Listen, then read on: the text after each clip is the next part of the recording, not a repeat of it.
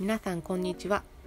今回はメイベリンのスーパーステイマットインクについてお話ししたいと思います。目次は概要欄にありますので、よかったらご活用ください。マットインクは私史上最強に落ちにくいリキッドリップです。マットインクは塗って乾かすと唇にリップの薄い層、薄い膜みたいなものができるアイテムです。例えが悪いかもしれませんが、インクというよりペンキみたいなアイテムです。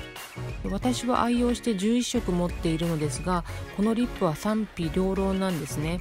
とても便利なアイテムですが、使い方次第で良さが感じられないこともあると思います。そこで今回マットインクを使うコツをまとめてみました。公式サイトではアプリケーターを使って塗るか、指を使ったポンポン塗りを掲載しています。もちろんそれで快適に使えていればいいのですが、私は断然薄塗りをおすすめします。おすすめの塗り方はこの写真の通りです。まず下唇にベタ塗りして、素早く唇をすり合わせて軽くティッシュオフします。その後もう一度ティッシュを加えて、唇の内側部分だけをティッシュオフする方法です。薄塗りをおすすめする理由は、薄塗りだと崩れ方も汚くないし、メイク直しがしやすいからです。マットインクはとても落ちにくいので、飲み物や簡単な食事では落ちませんが、脂っこい食事や麺類のようなすする食べ物ではさすがに落ちます。あとは歯磨き粉にも弱いと思います。厚塗りしてこうした食事や歯磨きをすると、リップの膜が鱗のようにボロボロに剥がれて綺麗でないし、その上から塗り直すと汚くなりやすいです。薄塗りだとリップが取れてもボロボロに落ちる現象は起こりません。リップが取れてしまった部分にまた塗ってティッシュオフすれば綺麗をキープしやすいです。ちなみに歯磨きは歯磨き粉をつけないでするか、口をゆすぐタイプの液状洗浄液ならマットインクも落ちにくいですよ。あと細かいことですが、厚塗りだと乾かすのに数分待たないといけませんが、薄塗りだと乾かす時間はいりません。せっかちな私としては時短になる薄塗りがおすすめです。マットインクが使いにくいと感じている方は、ぜひこの薄塗りを試してみてください。では手持ちの11本をリップスウォッチしていきます。リップスウォッチはアプリケーターで下唇に塗ってすり合わせた状態と、全体をティッシュオフ、唇の内側をさらにティッシュオフした状態の2パターンをお見せします。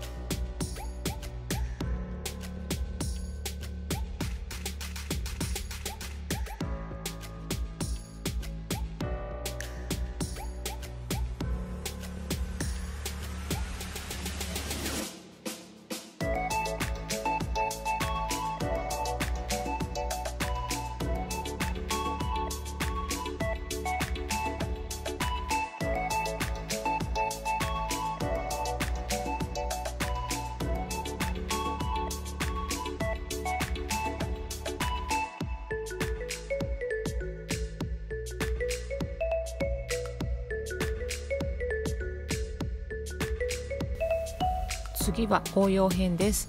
マットインクは濃い色が多いのですが、薄い色と混ぜることで好みの色にすることができます。260番と270番を混ぜてみました。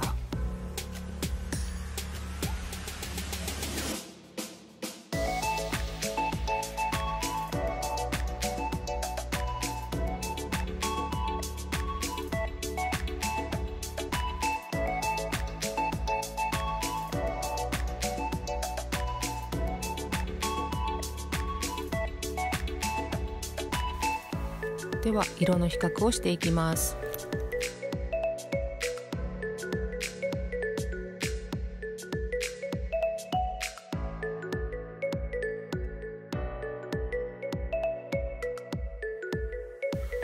似た色を比較するとこんな感じです。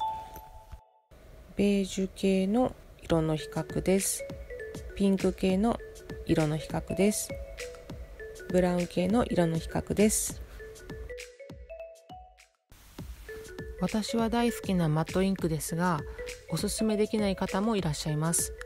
まずマットな質感自体が苦手な方にはおすすめできません。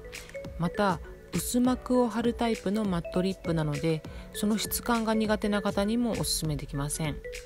あと香り付きのリップが苦手な方にもおすすめできないかなと思います。マットインクは基本的にバニラの香りが多く、コーヒーコレクションは型番によって香りが異なります。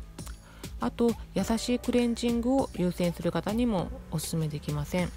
オイルクレンジングやポイントメイクアップリムーバーでは簡単に落ちますが、優しいクレンジング剤では落ちにくいと思います。あと個人的にはあまりにも濃い色だと塗りにくいかなと思っています。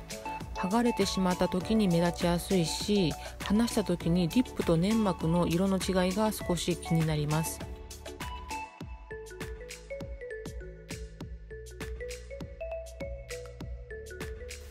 以上、メイベリンスーパーステイマットインクについて語る動画でした。本当に便利なアイテムなので永遠に販売してほしいと思ってこの動画を作ってみました。